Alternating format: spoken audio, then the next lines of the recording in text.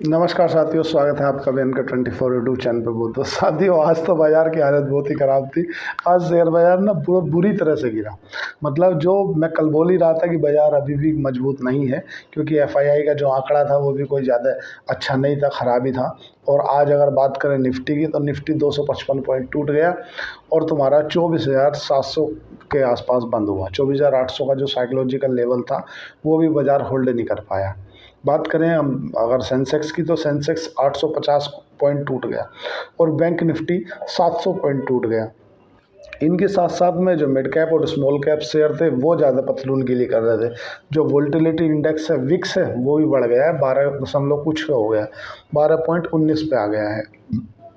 सबसे पहले तो आज गिरावट की वजह समझ लेते हैं कि आज बाज़ार में इतनी ज़्यादा गिरावट की वजह क्या है।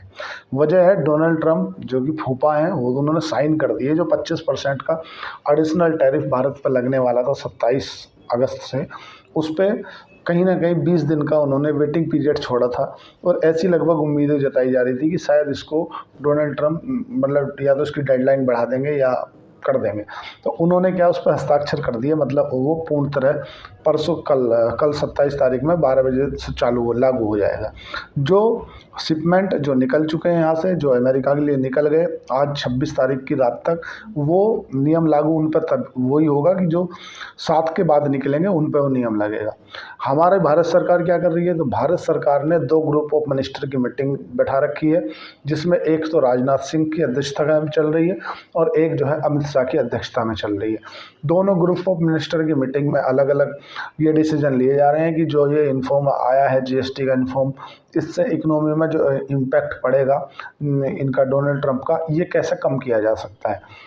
दूसरा जो PMO है, मतलब प्रधानमंत्री कार्यालय है, वहाँ पर भी ये जो डोनाल्ड ट्रंप ने जो आज अब तक का शायद या तो ब्राज़ील के बाद दूसरे नंबर पे भारत पे लगाया 50% का टैरिफ, और इस पर कैसे इम्पैक्ट को झेला जाए, कैसे उसको ऑब्जर्व किया जाए, या ऐसी कौन सी नीतियों में बदलाव किया जाए। क्योंकि जो जियोपॉलिटिक्स है, जो अंतर्राष्ट्रीय लेवल की जो राजनीति है, वो बहुत ही जल्द बदलती जा रही है, जिससे भारत अपने आप को एक अपने बल पे, मतलब अपने दम पे खड़ा कर सके। देखो, सबसे पहले तो ये मान के चलना पड़ेगा कि डोनाल्ड ट्रंप ने जो भी करा है ना, अब तक तो वो बोलते ज़्यादा थे, काम कम करते थे। अब वो काम ज़्यादा कर दिया आज उन्होंने, आज का बयान देखें तो, और बोला कम है, मतलब विदाउट एनी कुछ बोले साइन कर दिए। अगर डोनाल्ड ट्रंप आज साइन करने के बाद भी बोल देते हैं मैं 75% और लगा दूंगा, या 50% और लगा दूंगा, या 25% और लगा दूंगा, तो वो 25% के बाद जो भी टैरिफ लग रहा है वो केवल उनको ईगो को सर्टिफाई कर रहा है, इससे ज़्यादा कुछ नहीं है। ईगो सर्टिफाई करने के अलावा कुछ भी नहीं किया जा रहा है। अगर बात करें कि हम सबसे पहले डोनाल्ड ट्रंप को बधाई देना चाहूँगा कि डोनाल्ड ट्रंप ने भारत पर टैरिफ लगाया। क्यों, ऐसा क्यों, सब लोग चौंक गए होंगे यार, डोनाल्ड ट्रंप को क्यों बधाई दे रहे हो।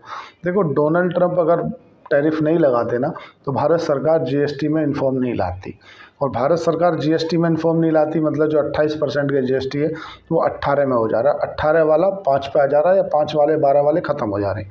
तो ये जो GST इन्फॉर्म हो रहा है ना, इसका जो इम्पैक्ट है ना, वो लंबे समय में पड़ने वाला है। आपकी जो अर्थव्यवस्था है ना, आपकी जो GDP है ना, भारत एक नेक्स्ट लेवल चीज़ बनने जा रहा है। भारत की जो GDP है, भारत की इकोनॉमी है।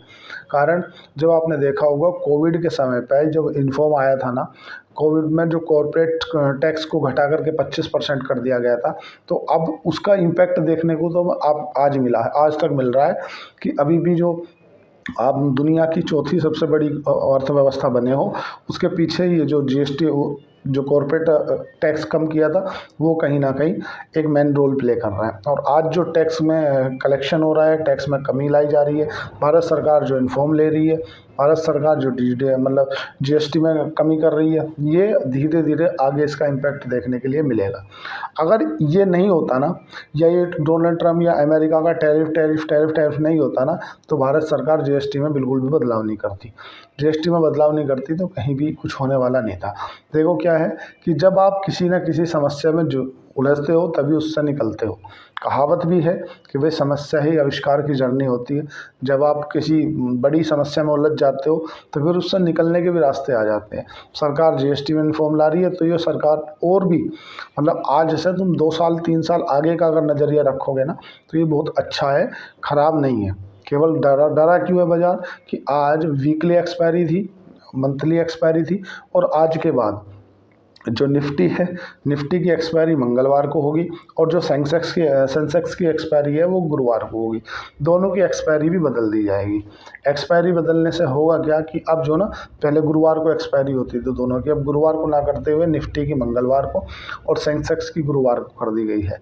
यह इस तरह से जो परिवर्तन किया गया है वो कहीं ना कहीं अपने आप में एक वॉल्यूम तो घट ही रही है। जो प्लेटफॉर्म से नीचे रिलेटेड स्टॉक है ना, एंजल वन है, बीएससी है, अप स्टॉक है, जीरोधा है, या जो भी लिस्टेड है, वो क्यों गिर रहे हैं, उनके पीछे कारण है कि सरकार का जो अभी वर्तमान में एक्सपायरी है ना, उन पर कम करने पे विचार कर रही है। जैसे अभी आपने देखा 1-2 साल पहले हर दिन एक्सपायरी थी, हर दिन एक्सपायरी थी, तो उससे ना वॉल्यूम बहुत ज़्यादा आती थी। वॉल्यूम ज़्यादा आती थी मतलब प्लेटफॉर्म जो बिजनेसेस होते हैं ना, उनमें वॉल्यूम का ही पूरा गेम है।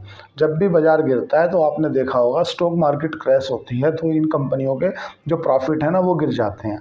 प्रॉफिट गिर जाते हैं, क्यों गिर जाते हैं? क्योंकि इन कंपनियों का जो मेजर रेवेन्यू है वो आता है तुम्हारा स्टॉक फ्यूचर वगैरह, फ्यूचर इंडेक्स या एफएनओ से आता है। तो एफएनओ कोई करेगा नहीं, स्टॉक गिरेंगे, तो इसलिए वो इनका टोटल जो इम्पैक्ट पड़ता है उनके बिजनेस पे इम्पैक्ट पड़ता है। अगर मैं बात करता हूँ तुम्हारी कि ऐसे कौन कौन से ट्रिगर हैं जब आदमी को अपने स्टॉक बेच के निकल जाने चाहिए, तो सबसे पहले हमें ये देखना पड़ेगा कि सबसे बढ़िया और सबसे बेहतरीन लेक्चरर कौन है जो फंडामेंटल वगैरह पढ़ाता है। तो एक है तुम्हारे न्यूयॉर्क में, अमेरिका में, न्यूयॉर्क में, यूएसए में पढ़ाते हैं तुम्हारा अश्वत्थम दामोदरन। दो उनको आप फॉलो कर सकते हैं, वो काफ़ी अच्छा पढ़ाते हैं। उनका कहना ऐसा है कि भाई अगर कंपनी में 10 आपको ख़राब चीज़ दिख रही है तो आप उस कंपनी से बाहर हो सकते हो। जैसे कि पहला ग्रोथ टैप, मतलब कोई कंपनी 50, 60, 70, 80 ऐसे ग्रोथ कर रही थी, एकदम से उसने 5,000 करोड़ की ग्रोथ कर दी, तो वो वैल्यू ट्रैप है, ग्रोथ ट्रैप है। दूसरा टाइम वैल्यूएशन, अगर आपने कोई स्टॉक लिया और वो कंसोलिडेशन जोन में चला गया या लंबे समय तक कहीं नहीं जा रहा, ना ऊपर जा रहा ना नीचे जा रहा, तो आप अगर 1 लाख रुपए फंसा के बैठे हो तो किसी दूसरे स्टॉक में डालोगे तो बढ़ेगा, दुगना मिलेगा। तीसरा हाई पी, आप SOIC के स्मोहित अरोड़ा हैं, उन्हें आप फॉलो कर सकते हो, बहुत अच्छा समझाते हैं कि किसी भी कंपनी का हाई पी अगर आप खरीद रहे हो तो वो बहुत ही मतलब एक क्रिएट सिचुएशन नहीं रहती, उसमें बाहर निकलने वाली बात है। अगर कोई हाई पी पे कोई स्टॉक खरीद रहे हो तो बेकार है, वो कोई मतलब की बात है नहीं, क्योंकि लंबे समय में किसी भी चीज़ का एक वैल्यू होती है। अगर आलू 50 रुपये धड़ी मिल रहे हैं तो 50 से 60 ही मिलेंगे, 50 मिल जाएंगे, 60 मिलेंगे। कोई अगर अपने 500 रुपये धड़ी आलू बेच रहा है तो उसको नुकसान कर रहा है, मतलब सीधा है। अगर उनकी वैल्यूएशन से ज़्यादा पे माल मिल रहा है, मतलब जिस तरह से बजाज फाइनेंस की लोगों ने हवा मचाई, बजाज फाइनेंस आ गई, बजाज फाइनेंस का IPO हो गया, बजाज फाइनेंस का आ गया, आएगा, तो हाई पी कभी भी स्टॉक नहीं खरीदना चाहिए। जब हाई पी हो जाता है ना तो जो प्रमोटर है ना वो खुद ही माल बेच के चले जाते हैं। बजाज फाइनेंस में इतनी हवा मचाई लोगों ने, और बजाज फाइनेंस का IPO आ रहा तो क्या हुआ, लोगों ने दबा दबा के सब्सक्राइब किया, तो स्टॉक का जो प्राइस था वो 50 रुपये से बढ़ा के 180 ले गए। 180 क्यों ले गए? क्योंकि भाई डिमांड ज़्यादा थी, सप्लाई कम थी। 180 रुपये पर आके बजाज फाइनेंस के जो प्रमोटर थे ना वही माल बेच के चले गए कि यार लो 180 में तो हमसे ही ले लो, क्योंकि आप आने वाले 5 सालों का जो पी है वो आज ही हमें डिस्काउंट करके दे रहे हो। तो प्रमोटर ने क्यों नहीं खरीदा भाई? उन्होंने 180 रुपये पे क्या किया, आपको मैं बिल्कुल लेमन लैंग्वेज में बता रहा हूँ। 180 रुपये पे उनने अपने 1 करोड़ शेयर बेच दिए। आज 100 रुपये शेयर है बजाज फाइनेंस का, वो 100 रुपये पे अपने अगर खरीदेगा भी ना तो 1 करोड़ शेयर बेचे थे, 1 करोड़ 80 लाख शेयर खरीद लेगा, तो अल्टीमेटली उसे तो फ़ायदा ही हुआ। तो इसलिए जब भी किसी कंपनी का पी महंगा हो जाए तो वो उस समय पर निकलने लोग के रहते। अगर तुम किसी कंपनी या किसी प्रमोटर के बारे में उनकी अकाउंटिंग में मिस्टेक पाई जाए, अगर उसकी बैलेंस शीट भी मोनोपुलेट कर रखी हो तो भी वो एक रेड फ्लैग होता है कि आप वहाँ से निकल जाओ। किसी कंपनी के ऊपर ED का छापा पड़ गया हो, CBI का छापा पड़ गया हो, GST की रेड पड़ गई हो, या मैनेजमेंट का कोई फ्रॉड बाहर आ गया हो, जैसे कि तुम्हारा इसमें आ गया था जेनसोल इंजीनियरिंग में, तो इसमें भी क्या हुआ था, मैनेजमेंट ने जो पैसा इन्हें दिया गया था कार खरीदने के लिए, इन्होंने उस पैसे से क्या किया, अपने विला खरीद लिए और बढ़िया बढ़िया वो खरीद लिए। तो जब ऐसे आपको रेड फ्लैग दिखे तो आपको बाहर निकल जाना चाहिए। चार्ट अगर डाउन ट्रेंड में हो, अगर लंबे समय का चार्ट डाउन ट्रेंड में हो तो ये कसम खा लो, नेवर एवरेज डाउन, ऐसे स्टॉकों को कभी नहीं ध्यान रखना, मतलब उनसे बाहर निकलना। और क्या, सरकार का जो फोकस कहाँ पर है, सेक्टर रोटेशन किस तरफ आ रहा है। अगर सेक्टर सरकार का उस तरफ फोकस नहीं है, सरकार का मान लो अभी आपने 3-4 साल पहले देखा होगा कि रेलवे वगैरह इंफ्रास्ट्रक्चर पर बहुत फोकस था, तो आपने जितने भी रेल टेल या आरबीएनएल स्टॉक देखे धड़ाधड़ चल रहे थे। कारण था कि सरकार का फोकस कहाँ है। सेक्टर रोटेशन वहीं होगा जहाँ सरकार का फोकस होगा। जैसे अभी पंप पे सब्सिडी दी जा रही है, सोलर लाइट पे सब्सिडी दी जा रही है, मतलब सरकार का फोकस है, सरकार वहाँ पैसा खर्च कर रही है। तो दूसरी बात ये भी रहती है। और हाई पोजीशन, अगर एक ही स्टॉक में आपने पूरा पैसा डाल दिया तो आपकी ना, अगर वो स्टॉक 10% भी टूटेगा तो आप रिस्क में आ जाओगे। तो क्या करना है ऐसी सिचुएशन में, अगर कंपनी अच्छी है तो कोई दिक्कत नहीं है, अगर कंपनी ख़राब है तो फिर आपको उससे पोजीशन अपनी हल्की करनी चाहिए। मतलब इसमें ये डिफरेंट डिफरेंट तरीके के होते हैं, कई कई पैरामीटर, एक ही पैरा देखो नॉलेज तो आपको तमाम मिल जाएगी, आप यूट्यूब खोलते मिलोगे नॉलेज आपको भरी पड़ी है, लेकिन जो पैसन है ना वो केवल आपके एक्सपीरियंस से आएगा। पैसन एक्सपीरियंस से आता है। कई बार ऐसा भी होता है कि यार आपने वो स्टॉक बेचा और वहाँ से वो स्टॉक 4 गुना हो गया, ऐसा भी कई बार हुआ होगा। क्या है कि देखो पैसा जो बनता है नसीब से बनता है, नसीब का भी बहुत रोल रहता है, ऐसा नहीं है, आपको ये भी मान के चलनी पड़ेगी। जैसे जर्नली ज़्यादातर देखा कि लोग बाग वैल्यू में ट्रैप हो जाते हैं। वैल्यू ट्रैप मतलब किसी कंपनी का पी 6 पे है ना, प्राइस टू अर्निंग रेशियो 6 का है तो वो खरीद लेते हैं। तो वो ध्यान नहीं देते कि कंपनी काम क्या करती है। जब तक उस कंपनी का तुम्हें बिजनेस नहीं पता तो दिमाग लगाओगे ही नहीं। तो वो रोज़ की रोज़ ट्रम्प ने ये कर दिया, डोनाल्ड ट्रम्प ने ये कर दिया, हाँ ठीक है वो हो गया, अब उससे थोड़ा सा आगे चलते हैं। इसी पे रोज़ दिमाग लगाएं, ट्रम्प ऐसा कर देगा वैसे कर देगा, ये केवल इस ईगो सेटिफाई हो रहा है, उसमें उससे ज़्यादा कुछ नहीं हो रहा। डोनाल्ड ट्रम्प ने जो कर दिया उसके लिए प्रधानमंत्री कार्यालय लगा हुआ है दिमाग लगाने में। ग्रुप ऑफ मिनिस्टर की जो अलग अलग मीटिंग है वो लग रही है, बैठक है, जो जीएसटी काउंसिल की बैठक है वो भी हो रही है। हर संभव प्रयास सरकार भी कर रही है कि इससे कैसा लड़ा जा सकता है, इससे कैसा नुकसान को कम से कम किया जा सकता है। तो हमेशा उसी पर दिमाग लगाएं, वो ठीक नहीं है। अगर नेक्स्ट किसी विषय पर दिमाग लगाएं कि एक्चुअल में हो क्या सकता है या क्या होना है, क्या सब बेच दे, क्या वेन टू सेल, कब बेचना सही रहेगा निफ्टी में। और दूसरी क्या है, अगर निफ्टी का गैप अप पड़ा है पहले से, जैसे अभी आज बाजार में जो गिरावट आई है ना वो उसकी निफ्टी के कारण आई है। निफ्टी 24,600 से, मतलब 24,345 का लो बनाया, उसके बाद 24,600 से डायरेक्ट 24,825, मतलब 200 पॉइंट का गैप अप किया था। वो तो गैप फिल पड़ा था, तो गैप को फिल करने तो निफ्टी आएगा ही ना। दूसरा अगर बैंक निफ्टी की बात करें तो बैंक निफ्टी जो 55,000 से मतलब कमज़ोर है काफ़ी। इसीलिए आपको देखा होगा बैंक निफ्टी में पहले भी बोल रहा था, कल की वीडियो आप देख लेना कि जब अगर बैंक निफ्टी टूटेगा तो निफ्टी को नीचे लेके आएगा। और अब एफआईआई जो है वो शॉर्ट काट नहीं रहे हैं। एफआईआई को शॉर्ट जीएसटी की रिफॉर्म हुई उसमें भी नहीं काटा। और इतना आरबीआई के गवर्नर ने बोल दिया, एफआईआई ने जब भी शॉर्ट नहीं काटा। एफआईआई शॉर्ट कब काटेंगे? एफआईआई शॉर्ट तब काटेंगे जब डोनाल्ड ट्रम्प या तो बोल दे कि यार ये एडिशनल हमने 25% लगाया था इसे तो ख़त्म करो। अब हम नेक्स्ट में बात करते हैं, मतलब पुराने में बात करते हैं। तो ये तभी एफआईआई शॉर्ट काटेंगे। एफआईआई जब तक माल बेचते रहेंगे, भले ही लाख डीआईआई आपके खरीद लें, रिटेलर पैनिक में माल बेच दे रहा है, रिटेलर की खुद की हालत ख़राब हो जा रही है। आज जैसे बाजार गिरा ना, तो आज का जो आंकड़ा आएगा वो रिटेलरों को घबराने वाला आएगा, क्योंकि एफआईआई ने तो माल बेचा, साथ में जो रिटेलर है ना उनका जवाब दे दी, उनकी हिम्मत जवाब देगी। हिम्मत क्यों जवाब देगी कि यार अब करे तो करे क्या, जबकि ये महीने का वीक का ख़त्म है। ज़्यादातर जो लोग हैं, किसी भी आप कोई सा भी महीना देख लेना, वो जो महीने का पहला हफ्ता रहता है ना शेयर बाज़ार में, वो फिर भी बेटर जाता है सेकंड हफ्ते के, लास्ट हफ्ते के। ये वो टाइम होता है महीने का कि बड़े बड़े जो तनख्वाह या सर्विस सेक्टर वाले लोग हैं उन पर पैसा हो जाता है ख़त्म। तनख्वाह लोगों के 1 से 10 तारीख के बीच में डलती है अकाउंटों में। लोगों की एसआईपी से जो पैसा आता है वो होता है 1 तारीख से 10 तारीख के बीच में। तो 1 से 10 का जो शेयर बाज़ार का पहला हफ्ता रहता है ना, उसमें शेयर बाज़ार में फिर भी मूवमेंट रहता है। और जो किसी भी महीने का जो लास्ट हफ्ता रहता है ना, उसमें एक तो मंथली एक्सपायरी पड़ जाती है। मंथली एक्सपायरी में भी यार बड़ी अनसिचुएशन पड़ी रहती है, क्या करें क्या नहीं करें। एफआईआई ने अपनी लॉन्ग पोजीशन जो है 10 के आसपास बनाए रखी है, वो बेच नहीं रहे, मतलब शॉर्ट नहीं काट रहे। शॉर्ट क्यों नहीं काट रहे उनको या तो मालूम है इससे अलग कुछ या कुछ हो सकता है कि अकेला पी पैरामीटर नहीं होता कि यार आपने तो देख लिया यार ये तो पी इतना अच्छा है, बहुत से वैल्यू ट्रैप में फंस जाते हैं। क्या करोगे? किसी ने पता चला है कि पेपर से रिलेटेड स्टॉक उठा लिया और उनने बोला यार मैं तो 5 के पी पे स्टॉक उठा रखा, मेरी कंपनी तो रॉकेट बनेगी। एक आदमी ने बैंक को पी के हिसाब पर उठा लिया, कहने बैंक में ये इतने का पी है।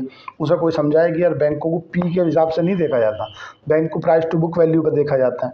जैसे हेल्थ केयर है या तो हॉस्पिटल है, उसको डेट टू ईबिटा पे देखा जाता है। मतलब डिफरेंट डिफरेंट इंडस्ट्री को पढ़ने के लिए डिफरेंट डिफरेंट क्राइटेरिया होता है।